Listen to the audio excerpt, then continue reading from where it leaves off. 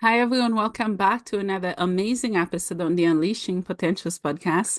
I'm your host, Bernadette. Joining me today is Albert, fellow Canadian. How are you?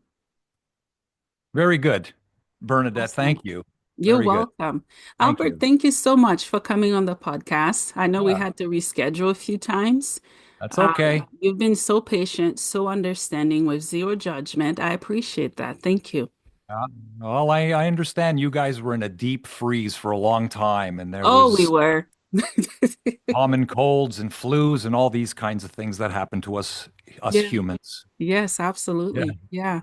So, Okay. Albert, where in Canada are you, if you don't mind sharing? I'm in a place called 𝑨𝒍𝒃𝒆𝒄𝒕 Beach, and 𝑨𝒍𝒃𝒆𝒃𝒕 Beach, just to give you an idea, is approximately 2 hours north of Toronto.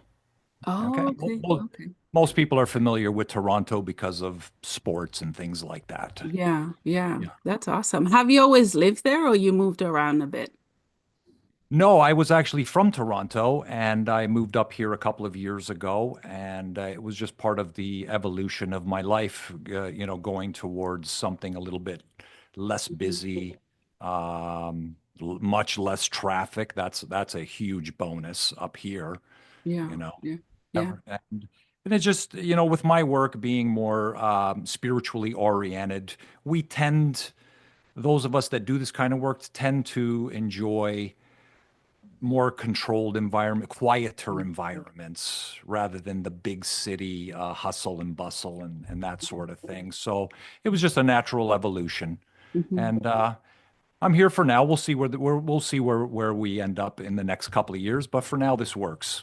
Yeah, yeah, I agree. I'm in the city and it's killing me slowly, and Mhm. I'm realizing it. Yeah. Did Right? you say it's killing me slowly? It is for me. Yeah. Like it's overwhelming, Yeah. overstimulating, and Over. it's just a bit much at times. But I know I'll It. be moving somewhere quiet like yours eventually by the Yeah. beach. Yeah. You'll see. Yeah. Overstimulation, I think, is the right way to say it, because with my work especially, it does require a certain state of mental quietness. Yes. Okay, be it the meditative state or whatever. And the big city isn't really set up in that way. Mm-hmm. Mm-hmm. Stress tends to be a little bit higher. Agitation tends to be a little bit higher. So, but anyway, Mm-hmm. Yeah, I all part of agree. our journey. It's all part of our journey. We'll get there. Absolutely. Yeah, Yeah. yeah. Speaking of journey, what is your story? What is your journey? Tell us more about you. My journey is it's I guess it's a simple one from my perspective, perhaps not from other people's perspective, but as a young person, I was always very interested in metaphysical topics. I was always very interested in spiritual topics. Although as a young person, I always sort of kept that on the down low. Okay, because no one I knew was interested in these kinds of things. So there was always that sense that I was a little bit different than other guys, especially my friends being interested in what all boys are interested in, which is, sports and things like that.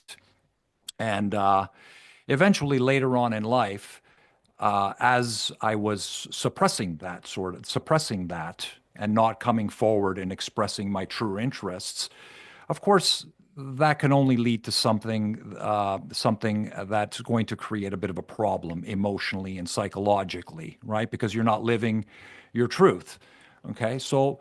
But that's also a gift, Bernadette. Sometimes, we call it hitting rock bottom sometimes, whatever that means to you. When you take that kind of dip emotionally and psychologically, sometimes that's a really good place to be, because what it does is in that moment, it's like releasing resistance. When you say, I give up, in that moment, it's not necessarily a giving up that happens, although it can, but sometimes that just means letting go of resistance. So in that letting go of resistance event that I went through myself, it opened up a door where the spiritual study, the metaphysical study, the life plan, my soul plan, all of a sudden became very clear to me. and trying to fit in to society became something that I just put in the background. It was no longer important to me. Caring what people think became no longer important to me, right? So, and I kicked around for a bunch of years and tried this and I tried that, and I knew that this path would require the sharing of this information in small groups and maybe perhaps large groups. So I went to Toastmasters and I did that for a number of years, honing my skills for public speaking and that sort of thing. And eventually, one day, I was watching a documentary, a short documentary, and there was a man there, and he did this thing called past life regression hypnosis therapy. And my head exploded on that day. And I thought, and that's when I knew, I said, that's what I'm going to do. It just became clear in that moment. And oftentimes that's how it happens. It's not something you plan, it's just something that just happens synchronistically. And from that moment on, that's what I studied and that's what I do. And I help folks overcome or learn about or whatever it is that they wish to learn about with this kind of therapy. Mhm. And yeah, so that's the long story to where I came Yeah, from. yeah. Thank you so much for sharing. There's so much to unpack. I am excited, and I hope those who are watching that they Yeah, get ready because we're getting ready to take off. There's just so much to hang on, talk about. folks. Yeah. Yeah, yeah. So when did you come out of the spiritual closet and what Haha. was your experience? That's what I call it. I'm already out and it's too late. So tell me your Yeah. experience. Yeah, it's too late. You can't go back. Nope. You can't. Once you're out, you're out. Yeah. Yeah. Yeah, you're right. So the spiritual closet, I came out probably about 50, I guess 15 or maybe, no, 20 years ago. Yeah, it was 20 years ago. And like you said, there was no turning back.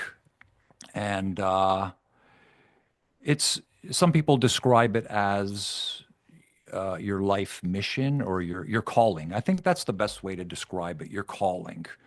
When you think that you would do this no matter what, even if there was no money involved or whatever, you just think this is what I need to do.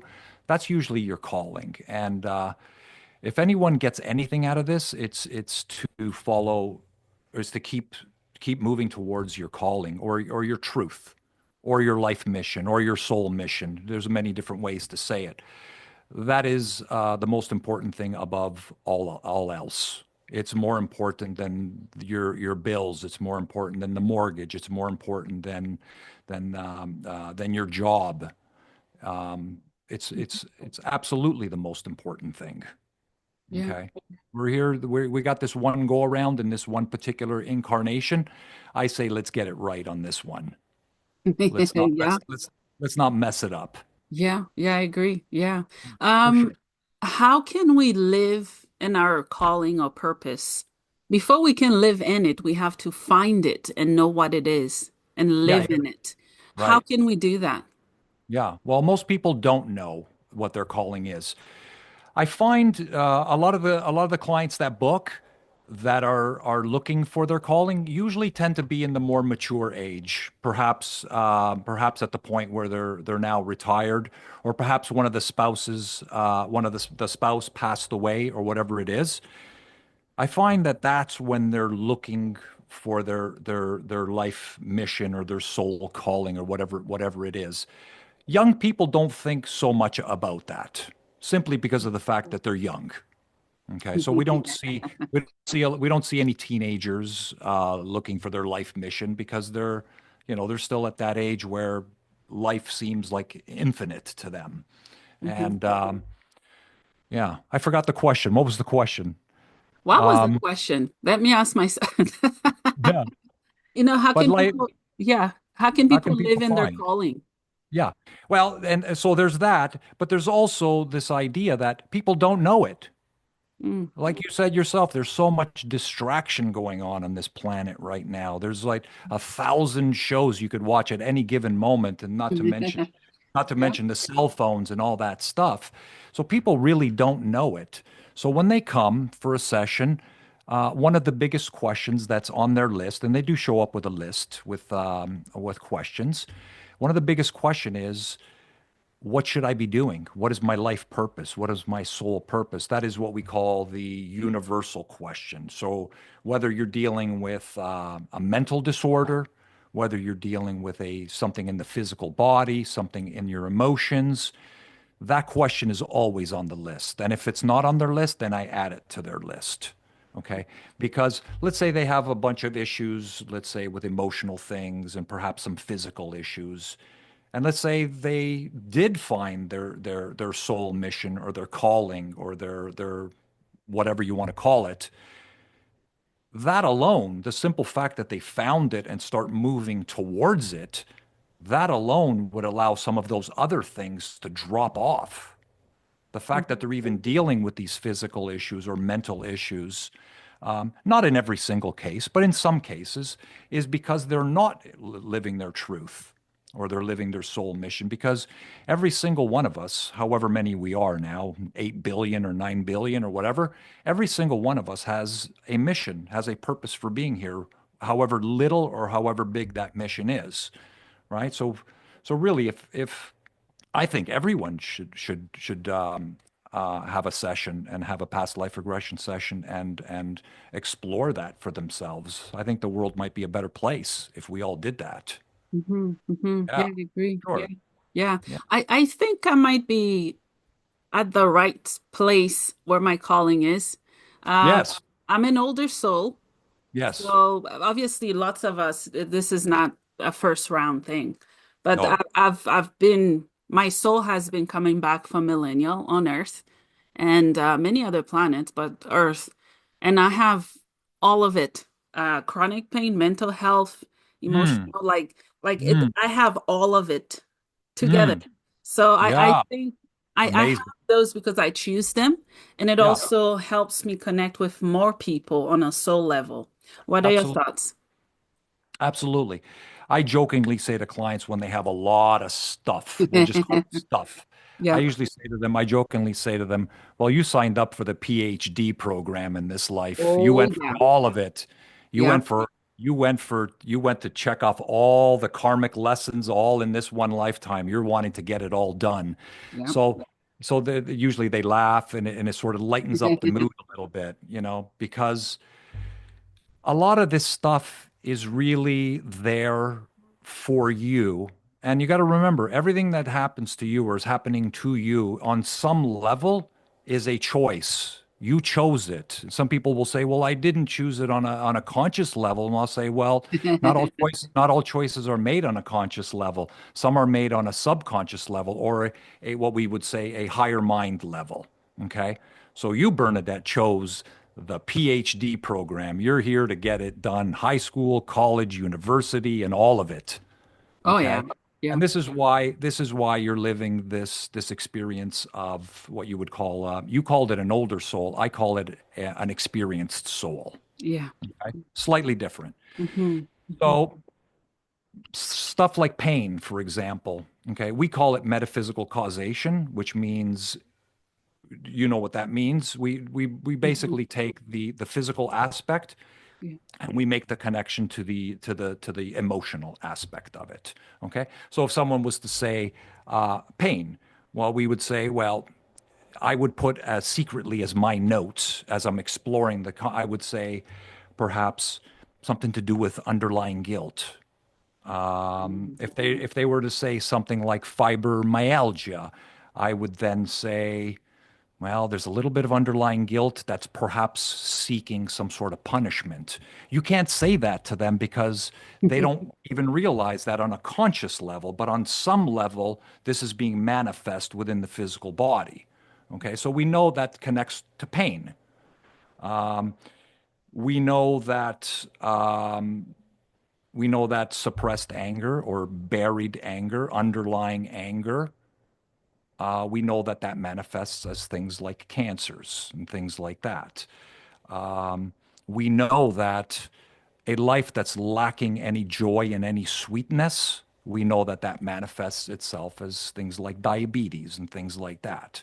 Okay, so we never look at the actual thing with the title, like diabetes. We always look at the emotional component of it, including some of the most misunderstood. Um, we we call them disorders, we call them ailments, we call them sickness, which is completely false. Is Yeah, lots of labeling. a lot of labeling, and I think we should really start changing some of the names of some of these things. Mental disorders are some of the most misunderstood things out of all things. The medical industry completely missed it. Yeah. And if another million years passes with them thinking the same thoughts, they will never fix it. So, for example, some of the most misunderstood ailments are things like I think we call it BPD, borderline personality disorder. Mm. Okay. Okay. So generally it's referred to BPD. Mm-hmm. Schizophrenia is another one that is completely misunderstood. I have Okay. that. I'm You have diagnosed that. with it. Oh yeah. All I right. have, So, yeah, full labels I have so far. And yeah, the okay. schizophrenia part, oh my gosh. Okay. So maybe, okay. So we'll pretend you're the client then, and we'll go from Hmm. there. Hmm. Things like schizophrenia, we'll use those two as an example. Things like schizophrenia and things like BPD. Hmm. First of all, we need to change the titles. Schizophrenia is a horrible title. Okay. The title I think should be, and maybe you can help me out on this, I think it should be multidimensional traveler or interdimensional traveler or something like that. That sounds a lot nicer than schizophrenia. Hmm. Schizophrenia should be dealt with from a spiritual perspective. 100% it should be taken out of the medical industry. Schizophrenia is pretend you are, let's say you bump into a wall and that wall represents the borders of our dimension that we exist in right here. Except your wall is liquid and Yeah. you're able to go through it and gain information and experience things and perhaps see things or perhaps hear things. And then you bump into a wall and that's also liquid and you're able to dip in. But because in the collective consciousness, it's been told to us that you're broken, something is wrong with you, Yeah. then this manifests as broken, as something's wrong with me. It's the same thing with telling a small child that they're stupid. You're Mm. stupid. You're stupid. Believe me, they're not going to do anything brilliant in their life if they keep being told that they're stupid. Yeah. Oh, so it's the same thing with the medical industry. They put this really horrible label. I don't even know how to spell the word schizophrenia. It's what kind of word is that? And then of course it manifests itself in the way that in an unpleasant way. Hmm. Now, borderline personality disorder. Now, this is also a big problem for people. They have a really hard time existing in the planet. In the same way that schizophrenia, it's very difficult to exist. Hmm. In that case, we're talking about a person that is so spiritually sensitive that imagine Bernadette, what is it called when you get burned really bad? Is it a third degree burn? Yeah. Yeah. Okay. Imagine having a third degree burn and how sensitive and painful that is. Now imagine someone walking by you Hmm. and that little breeze that they create and it triggers the pain and that burn, just that little breeze. Hmm. That's how sensitive BPD people are Yeah. spiritually. So I don't think we should be labeling them as broken. I think we should be directing. So BPD, borderline personality disorder individuals, we should be directing them towards spiritual healing. Perhaps that they're so sensitive that they should be working with people, helping them sort out their issues. They're probably psychic. They're probably highly psychic, except they don't know it. Mhm. Now, schizophrenia, I would study schizophrenia. I would say, let's record all these experiences and let's take many people and let's collect all this information and let's see if we could perhaps create some sort of narrative, some sort of learn what's on the other side. Now, with a past life regression session, you could obviously we travel to other places so we can explore that sort of thing, Hmm. and so that would be a good idea. Yeah. um, Yeah. to explore that. But it can be, as you know, I think you might agree that it could be a little bit intrusive to the day-to-day life sometimes. Like if you could choose to get rid of it, would you say let it be gone? My human self would say that. I Yeah. know on a soul level, Yeah. I'd prefer it not be gone Okay. because I'm here for a mission, a purpose. I get it. I'd have to come back and do this crap once again. Okay. Okay. Right? But love how you talk about schizophrenia and Mm. mental disorders in general. And that's what I'm here for. Yeah. It is. And you're right. Schizophrenics and people that are labeled, they're very, very open. Mm. I'm psychic. I'm told I'm an untrained medium. I'm still learning. Very, very young. I remember being in a crib. I could see creatures flying with wings and different beings seeing and visiting me, connecting to me. And over time, that connection stayed and it developed into what they labeled schizophrenia. And during those experiences I was experiencing, I still am very connected to the other side. Mm. I've done past life regressions by myself, and Mm. I've seen many lifetimes of myself, Hmm. and it gives me a sense of clarity of why I'm Mm. going through what I'm going through. I've seen so many past lives.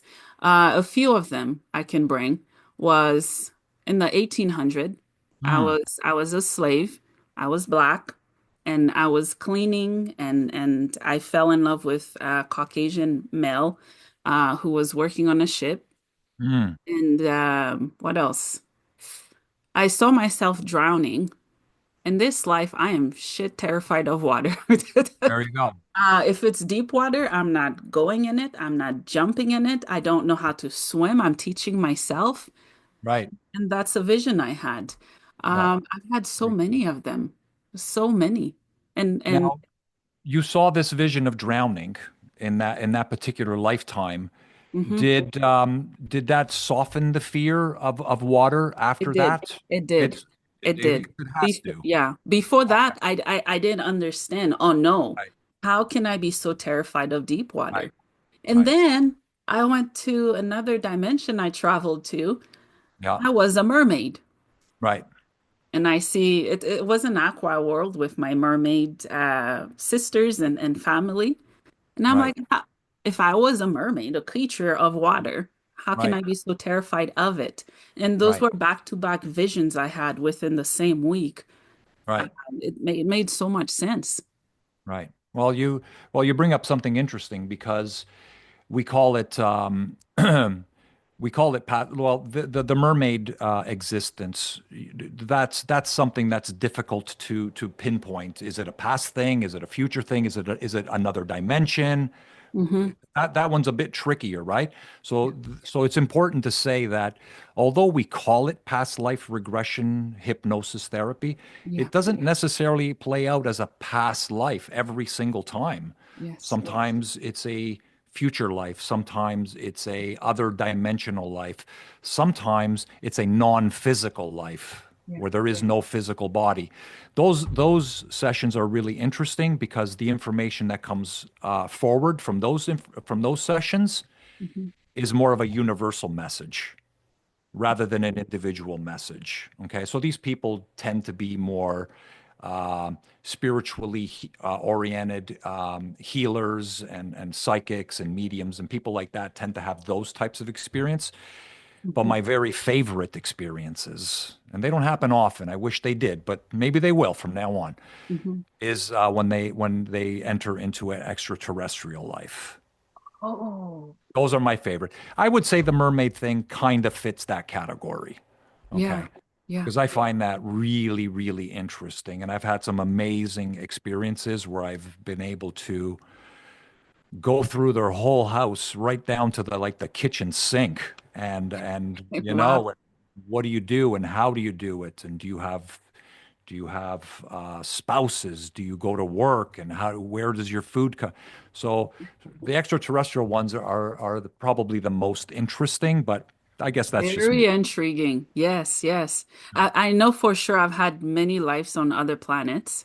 Uh, Yes. in this life, I love plants, flowers, the colors. Right. And I had a vision of me just touching a root and Hmm. it sprouted flowers everywhere. Right. I just felt it and the flowers just bloom. Right. It's just fascinating. And It for is the extra, I can't say it. The extraterrestrial. yeah, ET. Yeah. ET. There you go. That's better. Yeah. I saw Yeah. myself laying in a ship. It Mm. was a vessel. My consciousness was just visiting it. I still don't know what that was about. I know it was looking over Earth, as you can see, my Right. obsession with Yeah. Earth spinning and looking from above. Right. That one was interesting. That's a good one. Hmm. Yes, I had a client that was on a planet. He was an Earth scout. He would come here and in a physical in a human body, and to gauge the consciousness, the energy level of Earth, and then he would return to his own planet. We were relatives, and they were waiting for us to get our act together on this planet because they were preparing for a reunion. Okay, because their planet was not suitable to live on the surface. Their planet, they could only live inside their planet. And he gave me a really interesting verification at the end of the session. Now, the interesting thing is the planet is within our solar system. Okay, so Yeah, perhaps they're not telling us everything. yeah. And he gauged the aura around. He spoke about the aura, and he described planet Earth kind of like a golf ball. And he Yeah, said the aura around the Earth is extremely strong. yeah. And he goes, and we are. He described us as the biggest show in the universe. Everybody is watching us Yes. like the most popular TV show ever Yeah. to see where we're going with this. But he verified that the aura was extremely strong and that things look very positive for us going forward. Yeah. And as I said, and that's when we will probably reunite with our what we call extraterrestrial relatives Yeah. Yeah. Yeah. who we share DNA with. Yeah. I'm glad it's strong because we do have Yeah. a lot of light workers down here. Yes, we do. More now than ever. Yes. And Yeah. we're And talking you, about that kind of stuff. Back then, they put you in the nut house. right. Yeah, they put you in the nut house is correct, but not today, thankfully. And so people like you can do and say whatever you want, and people like me can say and do whatever I want without ridicule or without persecution. So we're in a very special time.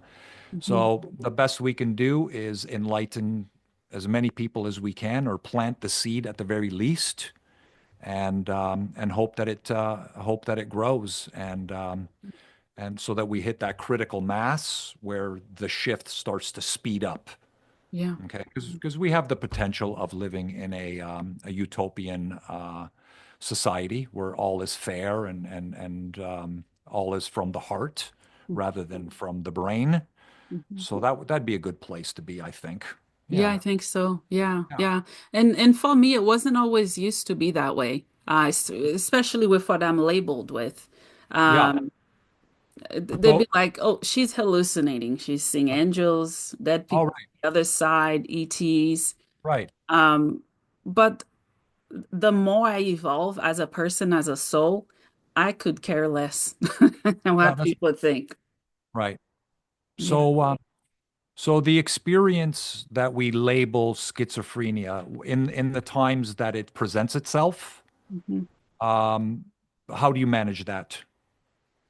Yeah, good question. Obviously, I take my meds and Okay. I listen to Okay. my physicians and Got it. um I've Okay. never been so well Mm. because my eyes are open. My soul is free. Spiritually, I know who I am, why I'm down here, the experiences I have. I feed my soul. That's how I manage it. It's Right. not necessarily the pills I take. Yes, those help, but I Okay. continuously feeding my soul every day. I paint, so I create. I've been Right. painting lots of mermaids. If Right. I feel like I want to work with a color, I use my hand instead of a paintbrush. I just express myself and I allow my soul to speak. That's Right. the best way I manage it. Yeah. Yeah, that's a very positive way to manage things, and I do look at it as a gift, by the way, It is. not as a disorder. So let's get that clear. Hmm. And the meds, that's fine. That's fine. If it helps you to get around things for the time being, that's fine. But absolutely never discount the idea of it being a gift, Hmm. and perhaps even start an exercise where you're recording the information over a period of years, and then go back and put it all together like a tapestry and see what the information says and what it's telling you, because you never know, that overall message in time may be very important for us to hear, that otherwise would have been missed. Yeah, I've actually been doing that. I've been Yeah, recording yeah, any visions or dreams I have. For some reason, I always tell people, I don't know how I know. I just know. It's a right, soul resonance. I right. just know. I know I went to this planet. I know I saw this family member. How do I know? I don't know. I can't express it. I know it. You know it. Yeah, yeah, of Hmm. course. That's great.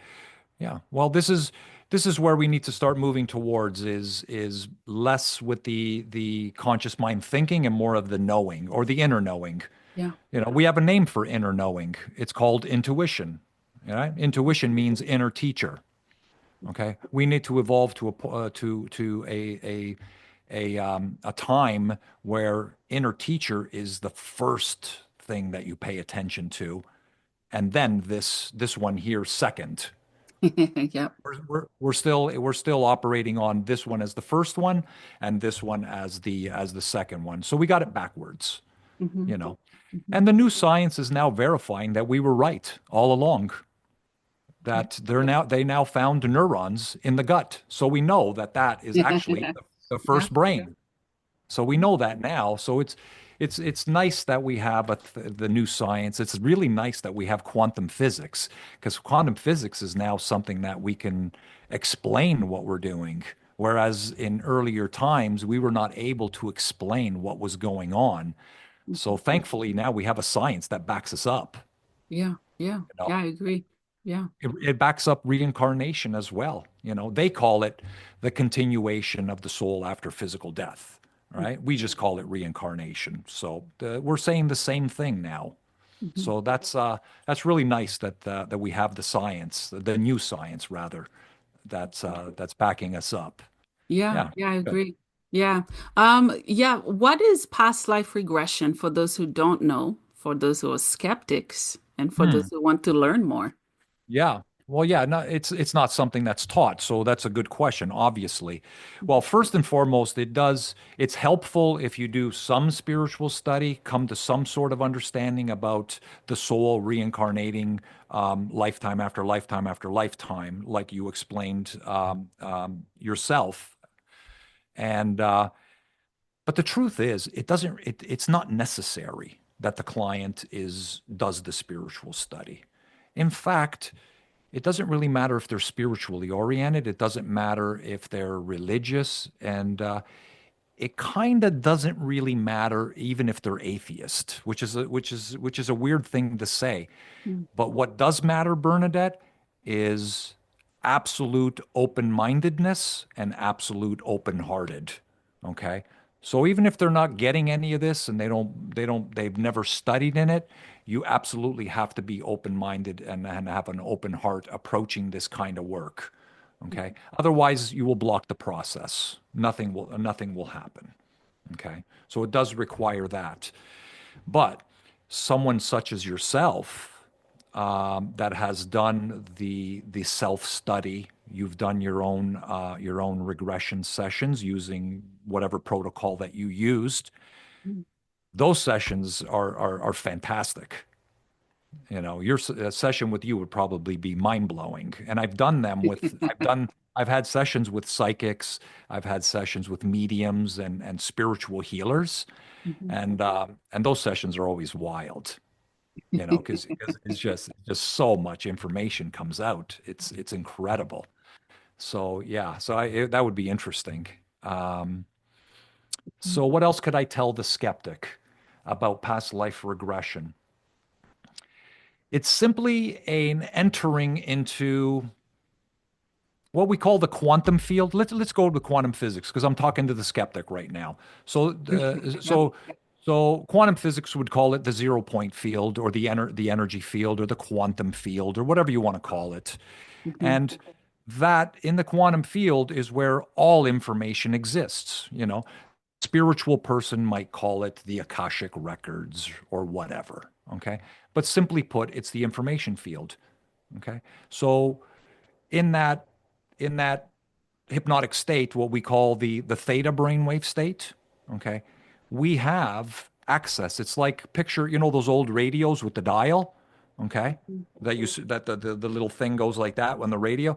In the theta brainwave state, it's like turning the dial to the exact frequency that connects you to the information field. So once you're connected to that information field, then it's simply a matter of picking up the piece of paper that the client showed up with all their questions on it, and just asking one at a time. And Bernadette, it's pretty amazing Mhm. because when we're asking the questions, we call that speaking to the higher mind. Yes. And Yeah. it's a really it's a really beautiful place for me to be in as the facilitator because I'm no longer speaking to the client at this point. I'm actually speaking to what you would call like another entity. Yeah. Okay. And it's so interesting because when I ask the questions, so for example, I would say, why did she invite this mental condition into her life? What is it there to teach her? Go ahead and tell her. Mhm. Because I'm speaking to someone else now. So I refer to the client as her. And it's really interesting because the client, once they answer the question, they talk about themselves in the third person. So they'll refer to themselves as she, or they'll refer to themselves by their own name. And it's really interesting. And that's the magical part of the session when we get past the past life, and then we enter into the second part, which is speaking to the higher mind. Okay. And that's the part that makes this applicable for anyone wanting to know anything. There's literally no limits to this work. It's a catch-all Yeah. for anything that anyone is wanting to know, whether it's life purpose or whether it's a dangerous disease that they manifested in their body. Yeah. Yeah. Yeah, I agree. Thank you for sharing. Yeah. Yeah, I know for me there was no time to wait. So I went through the dark night of the soul. I'm Yeah. still going through it, but I'm telling you, it's nothing I've ever experienced.